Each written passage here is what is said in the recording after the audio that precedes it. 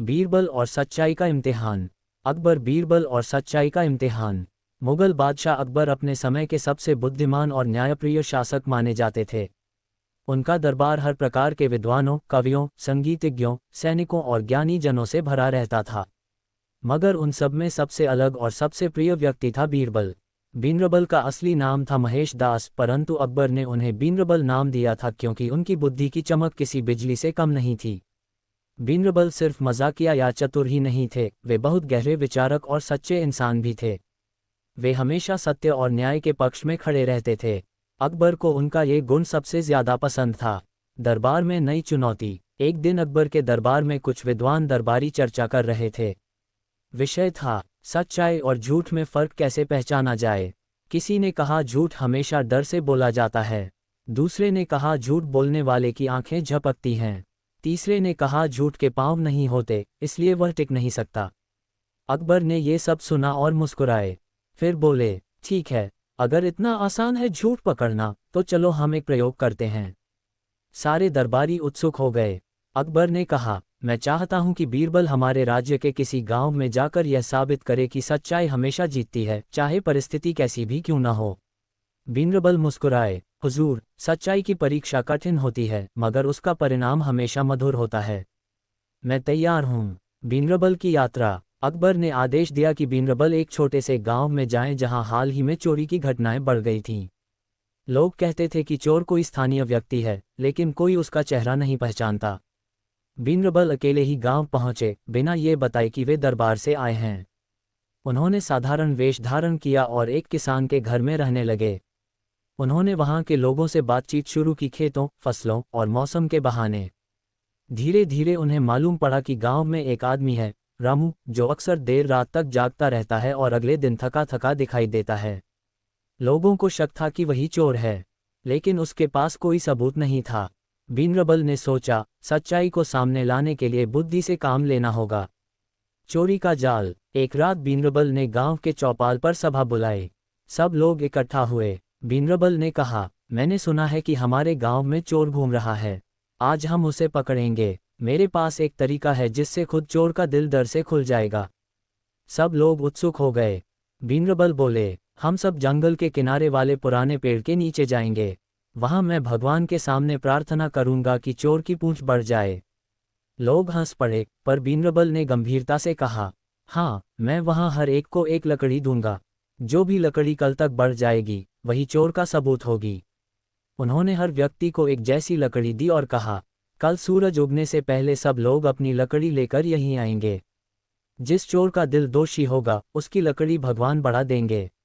सब लोग अपने अपने घर लौट गए, लेकिन असली योजना कुछ और थी। चोर की गलती। रामू, जो असली चोर था, बहुत डर गया।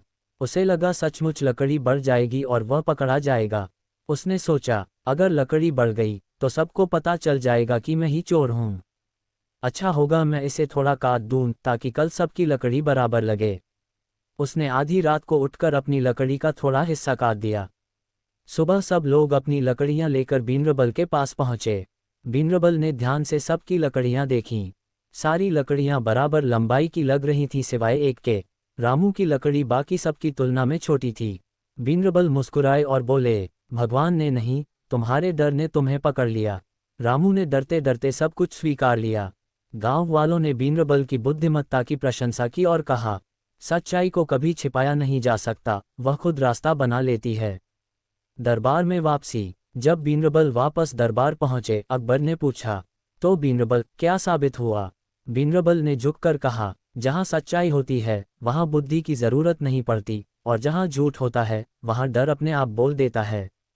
अकबर हंस पड़े, सही कहा तुमने बीरबल, अब ये पुरस्कार तुम्हारा हुआ। अकबर ने बीरबल को सोने की थाली और 1000 अशर्फियां दीं।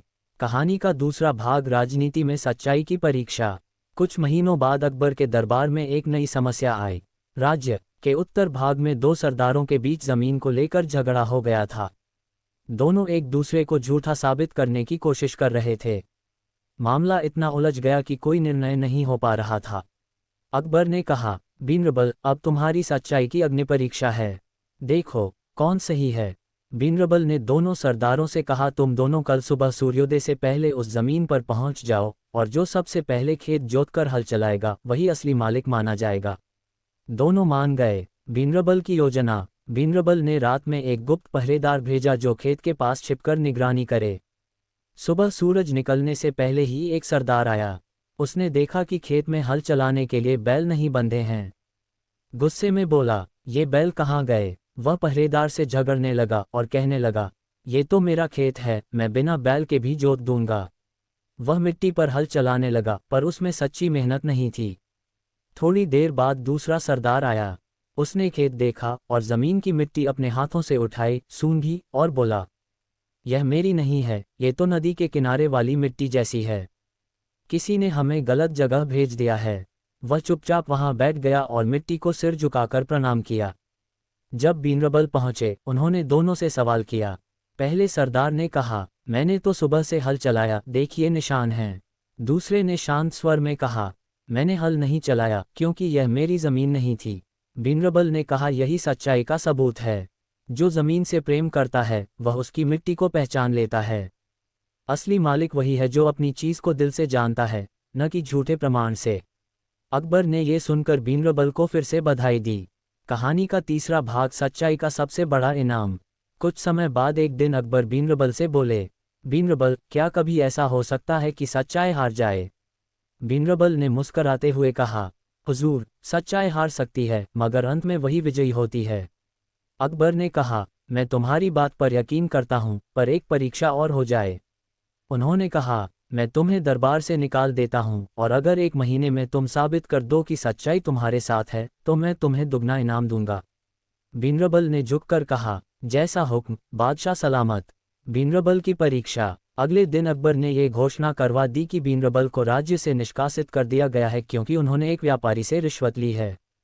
लोग हैरान रह गए, बीरबल और रिश्वत, ये कैसे हो सकता है? बीरबल ने कुछ नहीं कहा। वे चुपचाप दरबार छोड़कर चले गए।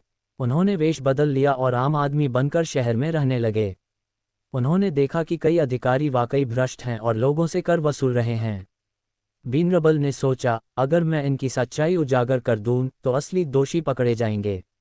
उन्होंने एक योजना बनाई। बीरबल का चालाक खेल। उन्होंने खुद को पंडित हरिदास के नाम से पेश किया और कहा कि वे भविष्यवाणी कर सकते हैं।